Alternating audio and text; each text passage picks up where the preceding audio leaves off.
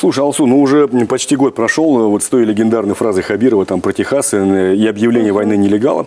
Это как раз он только приехал в Уфу, да, приступил к исполнению обязанностей и просто пришел в ужас от состояния нашей транспортной системы. Ну ты сам-то ездишь на автобусе. Вот я, как человек, который ездит на автобусе, я тебе могу точно сказать, что изменилось мало что. Ну вот появились голосовые, наконец-то, оповещения в автобусах, да, говорят, там озвучивают остановочки. Замечательно, но не во всех автобусах. Появилась карта Алга. Но посмотри, как частники ее игнорируют. Ну просто идут на все ухищрения. Вот, говоря о частниках, все-таки их серьезно встряхнули, это видно, да. Нелегалов практически не стало, а вот те, кто остается в теме, они вынуждены хоть как-то приводить свое хозяйство там в порядок. Чехоточных пазиков стало намного меньше. Вот этих пазиков, которые с газовыми баллонами, я вообще их не вижу там, ну может они где-то на окраинах. Ну ездят, появились да. Вот новые автобусы, да. Новые автобусы Башавтотранса, но они прям бросаются в глаза, поэтому, конечно, положительные изменения есть. Я на них еще не поездила, не знаю, оценить не могу. Положительные изменения есть, и с одной стороны, конечно, здорово, что власть наглядно реализует то, что она обещала. Вот. Ну а с другой стороны, конечно, до полной победы вот в этом транспортном вопросе, знаешь, как еще пешком шагать, как вот с Сталинграда до Берлина. Ой, а может быть у нас в Уфе и метро появится, и вот, Руслан, буквально недавно, там пару лет назад заявляли, что в Уфе вот-вот появится скоростной трамвай, метробусы, канатная дорога. Может, и это все воплотится в жизнь, в конце концов? Про метро-то мы слышим уже 30 лет, а канатная дорога, да, это свежие были обещания там двухлетней давности. Алсу, мечтать не вредно, да? Там, это я говорю про метро, там и про разные прочие воздушные аэротакси, там, которые будут бороздить просторы уфимского неба. Давай опустимся на грешную землю и посмотрим, что на самом деле происходит в транспортном вопросе. Давай поговорим.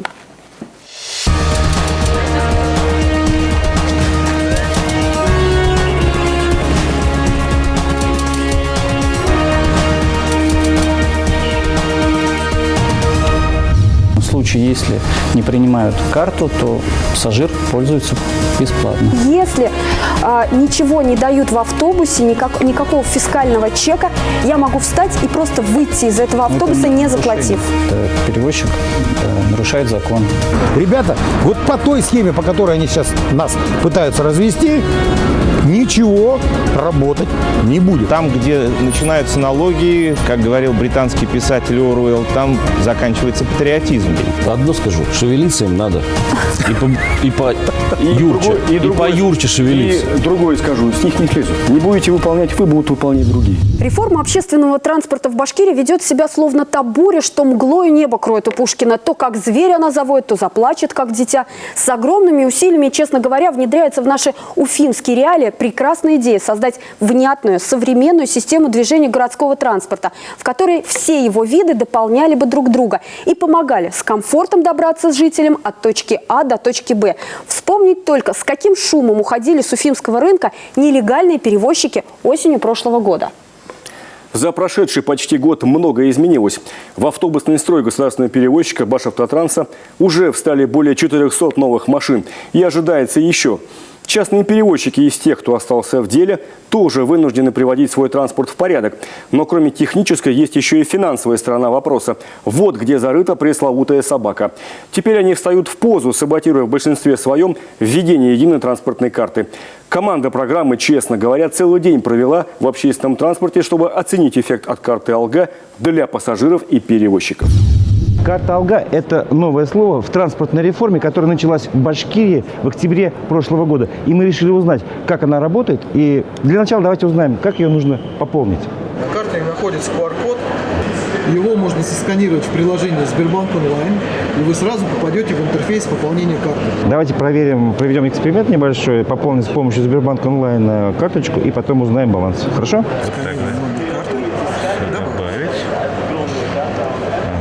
Перейти. Поездок не пополнения. Все, оно уже есть. Да. 200 рублей у вас на карте. Сколько секунд прошло? Минута. Даже меньше. Спасибо, все понятно. А теперь давайте посмотрим, как работает карта Алга в общественном транспорте. Рассчитаться картой довольно просто. Приложил ее к терминалу и все. Но пока есть и свои неудобства. На карте нет остатка. Это очень неудобно. Вот я смотрю, здесь, в принципе, не видно. Вот нет остатка. И Бывает так, что сразу не срабатывает, а потом в приложении в телефоне видно, что 2 раза было пробито. Мы проверили и то, как работает акция «Счастливый час». В течение часа действительно можно пересаживаться с одного автобуса на другой, оплатив поездку всего 1 раз. Но нельзя дважды садиться в один и тот же маршрут. Цена поездки на рейсах государственного перевозчика по карте «Алга» на 5 рублей меньше, чем если рассчитываться наличными. Интересно, какой баланс? Можно посмотреть? Да, чек. Спасибо большое. Первый чек мне был выдан 15.15, второй 15.27. И второй чек, вторая поездка мне досталась бесплатно. В Уфе сразу 3 ведомства – Ространснадзор, ГИБДД и налоговая инспекция – проверили работу частных перевозчиков и выяснили, что картой «Алга» здесь почти не пользуются. Как пассажиры проехали, вам выдали билет при осуществлении расчета? Нам? Да. Нет. То есть вы дали денежные средства, вам не выдали чек? Нет, не выдали. То есть чек, кассовая техника не была применена, и транспортная карта «Алга» тоже не применялась? Да. Ну, следует сказать, что, конечно же, это является нарушением. В каждом транспортном средстве должна применяться контрольная кассовая техника, сопряженная с картой «Алга». Естественно, многие, может быть, и приобретают технику, но не применяют ее в расчетах. Тем самым значительные объемы выручки проходят мимо бюджета. Мы сняли скрытой камерой, сколько человек рассчитываются наличными, сколько картой в течение одного рейса. По нашим наблюдениям, из 20 человек только 1 расплатился по безналичному расчету. Больше наличными рассчитывается или карта «Алга»? Наличными, да? А это вам лично что вам удобнее? Картой расчета или наличными? Все-таки наличными? Наши наблюдения подтверждают и эксперты, которые разбираются в теме. То, что возникают проблемы с так называемым черным налом, мы с вами понимаем, что это вопросы налогового законодательства, нарушения. И перевозчики в любом случае будут уходить от этого. Там, где начинаются налоги, как говорил британский писатель Оруэлл, там заканчивается патриотизм. Карта «Алга» вышла на 2-е место, то есть на 1-м пока наличный оборот. Это связано с тем, что пока не так много карт «Алга», и людям еще пока привычно пользоваться наличными деньгами. За первое полугодие текущего года Башавтотранс заплатил в бюджет более 340 миллионов рублей налогов. Для сравнения, за весь прошлый год все частные перевозчики перечислили в казну всего 11 миллионов рублей. Разница, как говорится, налицо. Подводя итоги, можно сказать, что карта «Алга» призвана вытеснить с рынка пассажирских перевозок наличные деньги. Но пока она эту задачу, к сожалению, не выполняет. Наличные деньги явно перевешивают. Очевидно, что недовольство частных перевозчиков транспортной реформы вызвано в первую очередь тем, что она мешает скрывать доходы и заставляет нести ответственность перед пассажирами. Судя по сообщениям в соцсетях, сами жители республики недовольны графиками движения общественного транспорта, отсутствием некоторых маршрутов, а иногда и хамским поведением водителей. До октября прошлого года и объявления войны нелегалам в сумеречной зоне находилась большая часть регионального рынка пассажирских перевозок, общий объем которого, между прочим, эксперты оценивают примерно в 8-10 миллиардов рублей в год. То есть огромный вал черного нала проплывал мимо бюджета. Насколько прозрачным стал этот денежный поток, почему в Уфе не хватает маршрутов, когда карта «Алга» станет популярной и как вообще далеко удалось продвинуться за минувший год в совершенстве нашей транспортной системы. Мы с Алсу Сликаевой и нашими гостями в студии разбираемся сегодня в «Честно говоря». Итак, Сергей Мережко, руководитель Западноуральского межрегионального управления Государственного автодорожного надзора Ространснадзора. Рафис Ахмединов, руководитель Центра организации перевозок Госкомтранса Республики Башкортостан. И Рустем Шаяхметов, кандидат экономических наук, эксперт в сфере общественного транспорта. Здравствуйте, уважаемые гости. Здравствуйте. Итак, первый вопрос к представителю Госкомтранса. Да? Вот карта «Алга» – это такой вот яркий элемент всей транспортной реформы. Да? Скажите, вот она оправдывает те ожидания, которые на нее возлагались? Ну, давайте я расскажу вкратце про цели проекта «Алга» и с какими проблемами мы сталкиваемся. Вкратце. У нас был принят на федеральном уровне 54-й федеральный закон, который с 1 июля обязал передавать все данные о оплате за проезд в Федеральную налоговую службу. Вот в этих целях у нас, вот, в первую очередь, чтобы исполнить нужно было федеральный закон перевозчикам, был запущен проект «Алга». В том, что как бы сама идея проекта, она благая, никто не сомневается. Вопрос в реализации, да, все-таки? В реализации. Ну, на сегодняшний день вот мы в первую очередь делали акцент на Уфе, на столице. полностью все перевозчики, имеющие карты маршрута, обслуживающие данные маршруты, оборудованные терминалами и принимают карту АЛГА. За чей счет? Оборудованы терминалами. Оборудованные терминалы за счет инвестора. Что делать, если не принимают карту? У нас есть положение о безналичной оплате проезда, в котором прописано, в случае, если не принимают карту, то пассажир пользуется бесплатно. То есть я хочу вот на этом сейчас заострить внимание для всех зрителей, что если ничего не дают в автобусе, никакого фискального чека, я могу встать и просто выйти из этого автобуса, не заплатив. Да? Это нарушение закона, это перевозчик нарушает закон.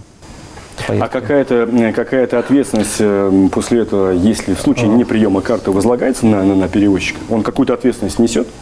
Вот смотрите, 54-й федеральный закон был принят, и, соответственно, есть мера административная. Я для зрителей поясню, давайте поясним для зрителей, что 54-й федеральный закон, это касается применения контрольно-кассовой техники в транспортных средствах, так? Да, совершенно верно. Который начал действовать с 1 июля. В случае неприменения контрольно-кассовой техники предусмотрена ответственность административная, но она вступит в силу с июля следующего года. 2020 года. Пока вот временный мораторий введет. Временный мораторий. И они этим пользуются, я так понимаю. Но на сегодняшний день, да, они этим пользуются. Потому что, чего греха таить, да, мы сами сталкивались и очень много слышим историй, когда под любым предлогом, особенно, естественно, это частные перевозчики, не принимают не только карту АЛГА, но и вообще банковские карты. Когда я возвращаюсь домой, я пользуюсь 272-м, и там вообще ничего не принимают. В случае, даже если они не принимают карту АЛГА, они обязаны выдать вам чек с фискальными данными. А он может быть только если у него есть вот этот терминал. Да. Спасибо, мы вернемся к разговору через несколько минут, сразу после рубрики «Особое мнение». Если мы сейчас оштрафуем хотя бы одного человека, то есть заходят контролеры и спрашивают: дайте, пожалуйста, ваш чек. А ты говоришь: я газельщику отдал наличкой. Они спрашивают, они говорят: нам нет никакой разницы, о чем вы говорите. Пожалуйста, ваш чек. Пускай сам Турникетыч скажет: если вам не выдали чек, как магазины, помните, нагибали? Если вам не выдали чек, можете ехать бесплатно. Это будет бомба, люди просто начнут требовать чеки. Все, это мы можем сделать за неделю. Но это никому не нужно. Где будем брать кэш? Как будет кормиться вся эта орава? Мы все же не понимаем этого, да? И поэтому они придумали другое.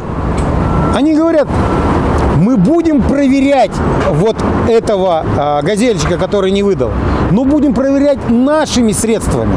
Понимаете, да, как хитро? Вот где кривая схема. Посмотрите, в Москве ходят штатные контролеры с бирочкой, которые могут проверить билет у каждого человека. Ребята, вот по той схеме, по которой они сейчас нас пытаются развести, ничего работать не будет. В данном случае я хочу сказать, что это все возможно и реализуемо при желании самих перевозчиков. Конечно же, не без помощи административного воздействия. Это всех служб, которые заинтересованы. В первую очередь, это, конечно же, налоговая наша и, соответственно, все структуры, которые непосредственно контролируют. Это Ространснадзор, ГИБДД и, соответственно, Управление транспортом. Почему не вводится административная ответственность, либо денежный штраф? Вот это как раз-таки и второй шаг. Это создание службы контрольно-ревизионной, которая будет эти штрафы составлять, административный материал по данному нарушению. Просто, мягко говоря, удивительно, что в 2019 году в Республике Башкортостан до сих пор нет денежного штрафа для безбилетников. Так и билетов же не дают. Руслан... В принципе. В принципе нет такой ответственности. У нас есть ответственность, которая предусмотрена за невыдачу билета, чека с фискальными данными. Да. Когда вы предполагаете все-таки добиться введения ответственности для безбилетников? Данная норма, она уже есть и вступит в силу с 1 июля 2020 года. За неприменение контрольно-кассовой техники здесь идет речь не о том, как безбилетная касса перевозчика, а именно пассажиры, который не купил билет и поехал зайчиком. Я думаю, в ближайшее время на То есть точной даты нету, да? Это закон Республики Башкортостан, который будет принят. Рафис, ну, карта Алга – это такой яркий, но всего лишь один элемент вот, транспортной реформы, которая была объявлена Радием Хабировым еще в октябре прошлого года. Мы все об этом прекрасно помним. Это легендарная фраза уже про Техас и про войну нелегалами, про наведение порядка. То есть, в принципе, транспортной реформе исполнился почти год. Так? Что за это время удалось сделать, а что еще предстоит сделать? Первое, что удалось, и уже можно констатировать, что в частности вот в городе Уфе полностью из рынка были исключены те перевозчики, которые ездили без разрешительных документов. Мы про нелегалов говорим. Да. Второе, уже на сегодняшний день поставлено более 400 единиц автобусов предприятию ГУП «Башавтотранс» малого, среднего и большого класса. То есть идет обновление подвижного состава. Это тоже видно. Это тоже видно, да. Да. Сергей Николаевич, вот как вы оцениваете с точки зрения вашего надзорного органа вот промежуточные итоги транспортной реформы республики? Все ушли нелегалы? Да, реально нету нелегалов? То есть это реально так. В городах, районах республики нелегалов нет. Ну, буквально несколько, иногда выезжает машин в городе Стерлитамак, есть там, но и то, когда тщательно изучат, что нет наших инспекторов. Буквально проедут и, в общем-то, прячутся. Они тоже уже, так скажем, изживают свое. Несколько еще нужно поработать в направлениях межмуниципальных перевозок и межсубъектовых. Тоже необходимость Что есть. здесь имеется в виду?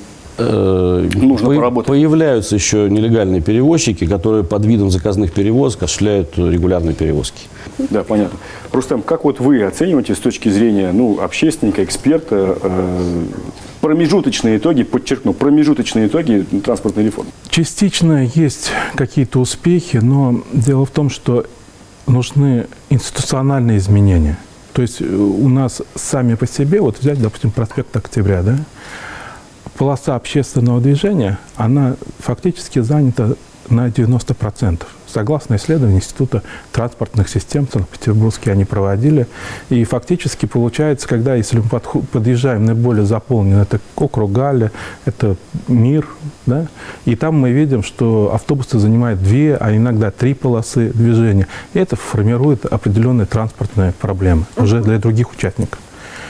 И чтобы это избежать, надо на проспект выводить трамвай. Без этого... Опять трамвай? Опять трамвай, да. Но дело в том, что не просто его надо выводить, а надо также, кроме этого, провести ряд других сопутствующих действий. В частности, нужно транзитный транспорт из проспекта увезти на другие потоки. Это прежде всего у нас по генплану есть вдоль железной дороги должна быть автомагистраль. Можно спорить, можно не спорить. Карта Алга – это следующий шаг по наведению порядка в транспортной сфере. Это благое дело. Это правильно. То есть такие карты существуют во всем мире, и давно мы опаздываем, это надо делать, но единственное, надо смотреть так, чтобы благими намерениями вымощена дорога. Вы знаете, когда говорилось о Техасе год назад, да, мы понимаем, что 8-10 миллиардов рублей в год – это огромный объем, и это был черный рынок, это был кэш, это были наличные, от которых государство не получало практически ничего. Вот, конечно, у государства свои интересы. Но ведь пассажир, он же тот же самый налогоплательщик. Он же тоже получает от государства в виде других выплат, там, преференций и так далее, правильно? Он же тоже должен быть в этом заинтересован. Или я что-то неправильно понимаю? Нет, налоги должен платить каждый. И с этим никто не спорит. Просто есть разные пути и разная стоимость этого пути. Я об этом говорю. И за то, что надо платить налоги, да, но надо это сделать так, чтобы это было наиболее минимальными средствами для всех участников. Спасибо, мы вернемся к разговору через несколько минут.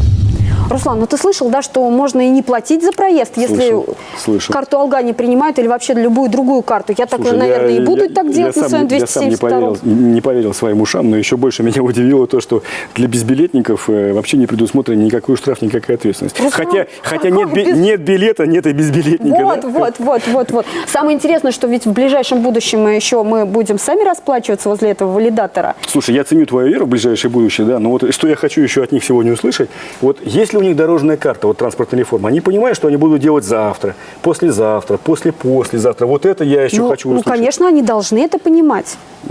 Почему это они должны это понимать? Ну, это нормально. Но вообще-то транспортная реформа, она бесконечна, понимаешь?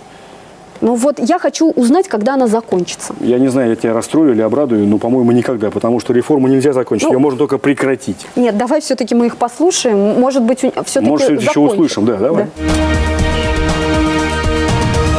О том, чтобы в Уфе построить метро, сейчас никто всерьез не говорит. Но от идеи его наземного аналога городской электрички власти города пока не отказываются. В середине августа Ради Хабиров провел совещание буквально на рельсах на маршруте электрички Дема-Шакша. Пока популярность этого вида транспорта можно назвать низкой. Невысокая загруженность городской электрички в первую очередь связана с тем, что у пассажиров нет возможности пересесть с нее сразу на общественный транспорт. Напрашивается аналогия с Московской кольцевой дорогой, где можно пересесть хоть на метро, хоть на автобус или троллейбус. Но сравнивать Уфу и Москву в плане общественного транспорта, наверное, пока некорректно. И бюджеты разные, и возможности. Но совершенно очевидно, подход в организации транспортного обеспечения нам нужен именно такой, системный и комплексный. Кстати, единая транспортная карта и тариф «Счастливый час» как раз шаг в этом направлении. Умные остановки, трекеры ГЛОНАСС, доступность для инвалидов. Какие еще новшества в транспортной сфере ждут уфимцев? Посмотрим в следующем сюжете. Комфортабельные автобусы, четкое расписание, умные остановки. Все это прежде всего для пассажира, главного выгодоприобретателя грядущих изменений, считают в руководстве Башкирского Госкомтранса. В первую очередь, это создание удобной и комфортной транспортной системы в уфимской агломерации, которая будет включать в себя несколько различных видов транспортного сообщения. Это и городская электричка, и трамвай, и, соответственно, троллейбусное, автобусное сообщение, которое в единую интегрированную систему объединяется через применение единой транспортной карты АЛГА. Только в Уфе в ближайшее время планируют установить более 100 умных остановок общественного транспорта. Электронное табло со временем прибытия нужного маршрута, тревожная кнопка для вызова полиции и даже бесплатный Wi-Fi. Не остановка, а мечта. Ну а пока мечты у кого-то сбываются, в реальном поселке с названием «Мечта», что в Кировском районе Уфы, каждый день в 7 утра можно наблюдать такую картину. Здесь вводили несколько раз маршрутки, но они не окупались, потому что, живя в таком поселке, человек не может не иметь собственный транспорт. Пенсионеры, есть люди, те, которые в данный момент муж на работе, а кому-то надо срочно выезжать и так далее. Те пешочком 2-3 километра до остановки. Пару километров пешком от мечты до ближайшей остановки удел жителей окрестных поселков, входящих, кстати, в городскую черту. Здесь Локотки, Атаевка, Королева, Мечта. Пешком ходят они пешком. Уфимка Марина каждое утро проходит пешком от Уршака до трассы, чтобы отвезти свою дочь в детский садик. Пока в центре Уфы устанавливают новые умные остановки, в других местах мечтают о любых. Жители целого ряда пригородных поселков по утрам вынуждены добираться на работу в Уфу на своих автомобилях, только увеличивая пробки на дорогах. Транспортная реформа призвана решить и эти проблемы. После того, как на первом этапе будут систематизированы общественные перевозки в городах, в Уфе, в 9 оставшихся городах, следующим этапом поставлена задача обеспечить транспортным сообщением все населенные пункты с населением более 100 человек.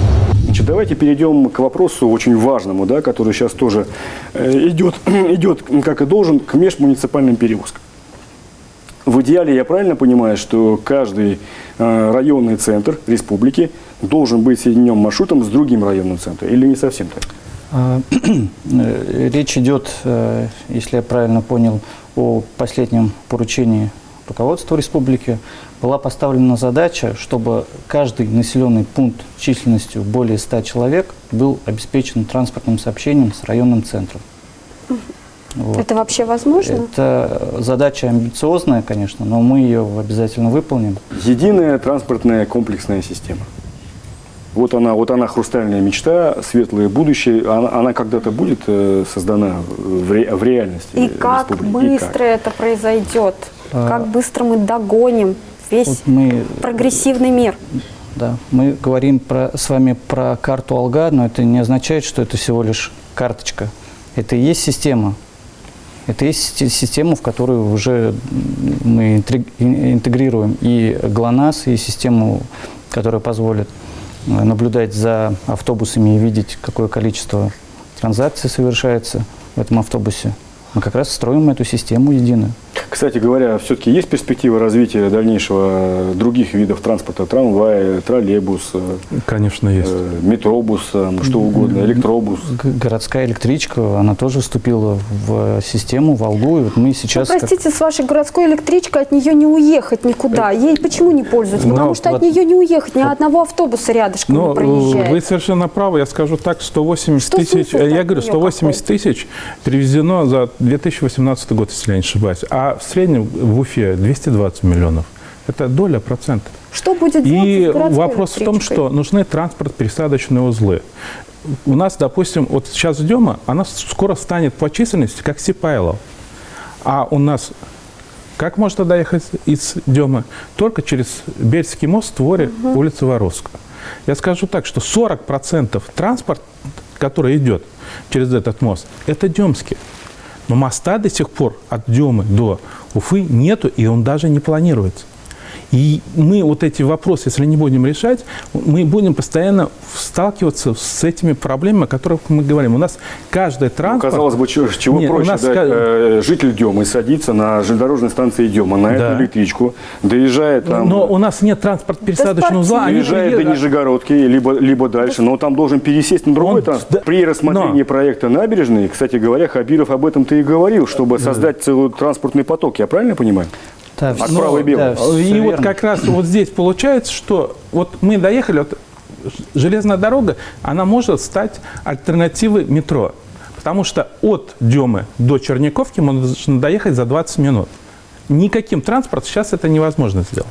Но доехали до Парковой, а дальше как? Никак. Вот человек должен пройти где-то 12 минут до ближайшей остановки.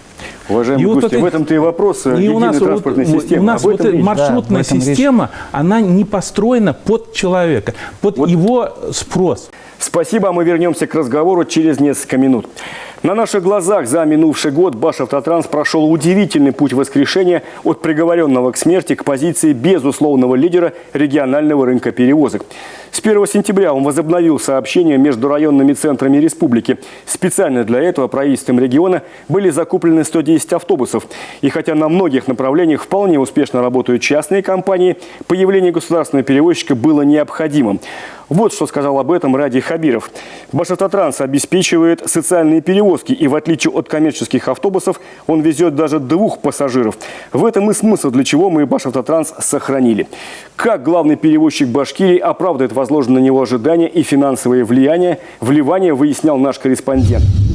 На этом стенде Башавтотранса на экспозиции форума «Транспорт Урала» представлены новейшие технологии для улучшения качества перевозок и комфорта пассажиров. В ближайшем будущем у компании есть планы по внедрению системы «Умный автобус». С помощью нейросети высчитывает, сколько пассажиров зашло, сколько вошло.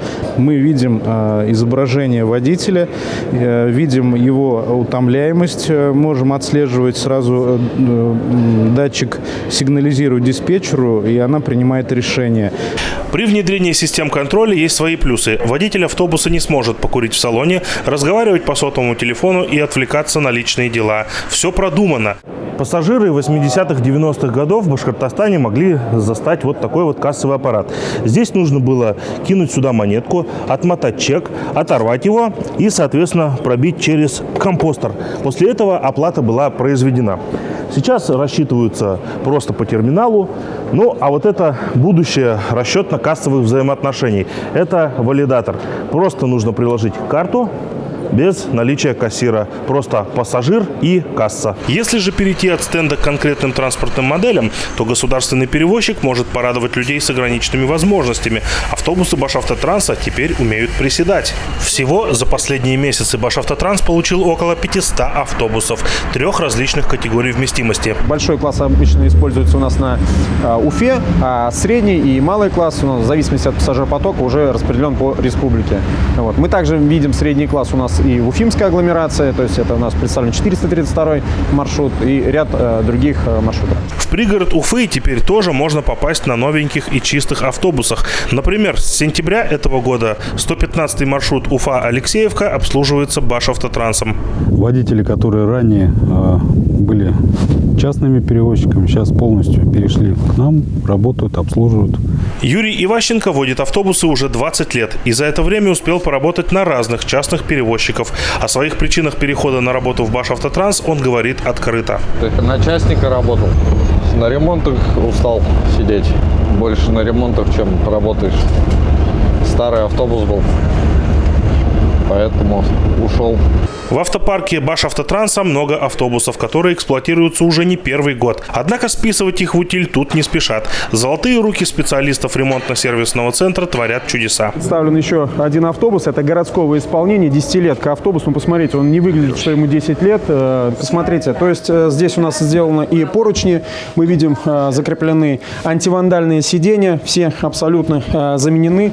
Вот, и напольное покрытие. Еще год назад эта уникальная ремонтная площадка могла уйти с молотка, как якобы ненужная государственному перевозчику. Теперь в спасенный от ликвидации сервис-центр приезжают не только автобусы с пробегом, но и новые, однако совсем не для ремонта. Государственный перевозчик теперь строго следит за своим имиджем. И, кстати, полностью отказался от рекламы на своих машинах. В данном случае это 26 междугородних автобусов. Заехал с электронным табло. Мы особое внимание уделяем этому. То есть отсутствие картонных каких-то трафаретов уже не должно быть. Вот. А оповещение, маршрут следования представлен уже в электронном виде. Одним из главных преимуществ для пассажиров Башавтотранса является гибкая система платежей. Предоставляем мы по карте еще и второй и последующие проезды бесплатно в течение часа. Это в городской черте. А что касается пригорода, здесь цена на пригороде она снижена. Снижена по транспортной карте, по карте Алга. Еще год назад будущее Башавтотранса виделось беспросветно печальным. Прежняя команда экономического блока правительства уверенно вела госперевозчика к банкротству с дальнейшей распродажей его активов для покрытия искусственно созданных долгов. Часть площадей успели продать, но смена политической власти в регионе спасла стратегически важное предприятие от неминуемой гибели. Башавтотранс уже не тот. Сегодня эта фраза приобрела абсолютно противоположный смысл, нежели еще год назад. Уважаемые гости, давайте вот коротко резюмируем, подведем итог нашему сегодняшнему разговору. Свет в конце тоннеля транспортной реформы есть, Сергей Николаевич? Да, Сергей Николаевич, что еще необходимо Слава Богу, сделать? его зажгли. Это сложный вопрос. Вы понимаете, сколько людей, столько и мнений. Одному хочется, чтобы автобус ходил через 5 минут. Второму хочется, чтобы он каждые полчаса. У всех разная остановка, чтобы была здесь. Мы получаем тоже очень много обращений граждан, где люди пишут, а нам вот здесь не хватает остановки. Поставьте нам вот здесь, потому что нам идти вот далеко. Хотя, в принципе, мы понимаем, что это тоже, может быть, и нецелесообразно ставить. Но тем не менее, учитывать надо очень много факторов и какими-то, в том числе, пренебрегать. Ежедневно и в правительстве, и в администрации главы республики, и в Гострансе проводится совещание, всегда идет эта тема. Она ежедневно. И она не просто лишь бы поговорить, посотрясать воздух проходит, а она с конкретными задачами и иногда с персональной ответственностью. Иногда, что греха таить, есть отставание от сроков исполнения этих поручений. Одно скажу, шевелиться им надо. И поюрче шевелиться. И другое скажу, с них не слезут. Не слезут. Не слезут. Ну, это да. Не будете выполнять вы, будут выполнять другие. Да. Неминуемо. В инциденте какие основные жалобы у граждан? Не анализировали? Анализировали, конечно. Какие? Вот, значит, отсутствие либо недоставленных маршрутов, отсутствие остановок, хамство водителей. Хамство водителей. Да. И нарушение ими там каких-то там правил. Вот основные жалобы. Основные жалобы. Вот о чем я сразу говорю? Несвоевременность. Несвоевременность. Здесь что? Здесь надо обязательно графики либо их изменять, либо за этим четко следить.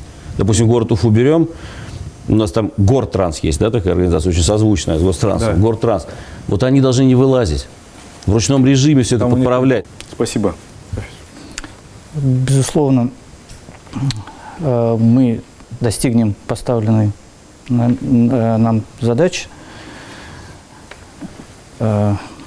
Чего бы вам это не стоило. Да, чего бы нам Что это не стоило. следующим шагом? Что вот будет таким большим шагом, как вот внедрение карты Алга было большим таким шагом, да, событием? Следующим событием это будет пересмотр всей маршрутной сети уже по новым требованиям, по новому закону, по 44-му, по республике, да. У нас до конца 2019 года, согласно графику утвержденному, 184 маршрута полностью выставляются, изменяют вид автобусы с малого на средний класс. Уважаемые гости, я тоже уверен, что свет в конце тоннеля есть, но пора переключаться уже на 5-ю передачу. Спасибо вам за откровенный, честный разговор. Спасибо. До свидания. До свидания. Спасибо. Руслан, ну вот с моей точки зрения, да, с точки зрения скромного пассажира городского пазика, я, если честно, не понимаю, ну что сложного в этой транспортной реформе. Закупили автобусы, наметили маршруты, наняли водителей, поставили эти терминалы и Алга. Слушай, как у женщин, оказывается, все просто. На самом деле все непросто. Значит, Ну вот, что непростого-то? вот если взять коммерсантов-перевозчиков, да, то им, наоборот, выгодно вот этот вот бардак, выгоден бардак, потому что вот в этой мутной воде они зарабатывают свою наличку, свой кэш, который они потом еще дополнительно перепродают. Слушай, ну вот в чем главный смысл, да, цимус транспортной реформы? Он не только в том, чтобы пассажир мог доехать с комфортом из точки А в точку Б, но и в том, чтобы все закольцевать, создать единую транспортную систему республики. В этом смысл. Ну так я об этом и говорю. Когда это уже все случится? Ну сколько можно об этом говорить? Во-первых, быстро только кошки родятся, хотя, конечно, времени прошло уже достаточно. А во-вторых, как обычно, все упирается вот в конкретных людей, в исполнителей. Потому что нормально выполнить данную задачу могут только профессиональные, компетентные люди. Видимо, их не хватает. Дорогу осилит едущий. Но, по крайней мере, мы едем. Мы едем. Тебе слово. Гонки за пассажирами на убитых пазиках с баллонами на крышах, нарушение всех мыслимых правил и дорожные разборки нелегалов-перевозчиков. Настоящий мир Дикого Запада. Таким видели жители республики наш общественный транспорт еще год назад. За это время многое изменилось. Транспортная реформа, которую мы сегодня обсуждали, не просто покупка новых автобусов, универсальная платежная карта или внедрение логотипа. Важнейшую задачу создания в республике комплексной транспортной системы надо довести до логического конца. Хотя кому-то она пока представляется уравнением с несколькими неизвестными. Как в классической КВНовской шутке. А как по-башкирски будет вперед? Алга. А назад? А нету в нашем языке слова «назад». И если нам надо, то мы разворачиваемся и опять Алга. Так что, ребята, только вперед. Назад дороги нет. Это ведь действительно не шутки. Разрулить уфимские маршрутки. Смотрите, честно говоря, на канале БСТ. До свидания и берегите себя и своих близких.